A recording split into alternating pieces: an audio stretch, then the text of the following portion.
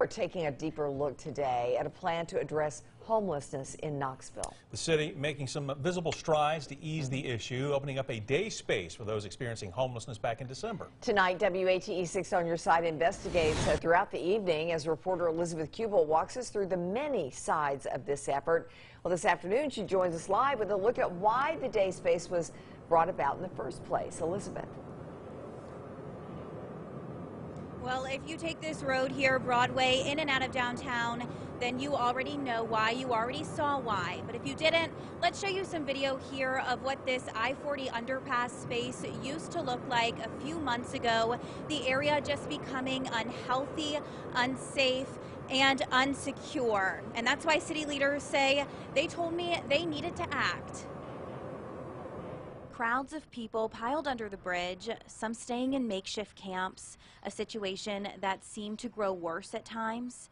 The city telling me some of the people living or staying there couldn't or weren't taking advantage of nearby organizations dedicated to offering services. So with that thought, a new plan from the city, one announced in October 2018 to construct a day space for the homeless population.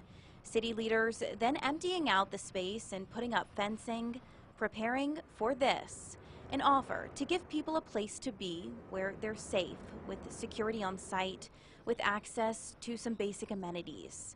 We're talking things like tables, benches, and portable restrooms. But not only that, also access to what the Office on Homelessness calls an important piece to the puzzle: social workers stationed under the bridge.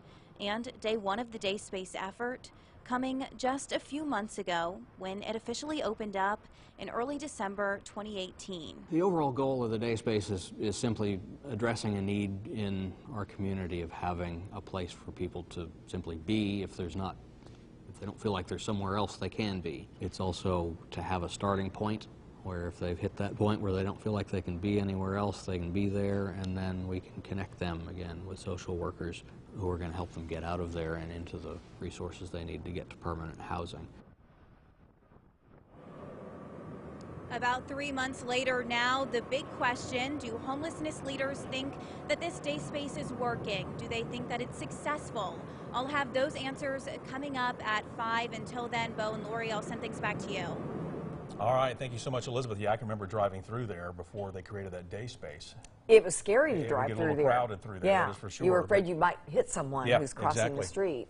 All right, well, again, we'll be looking in depth at the issue of the homelessness problem in Knoxville through our newscast, as Elizabeth said, at 5, and then again at 6. She's been spending a lot of time looking into this issue.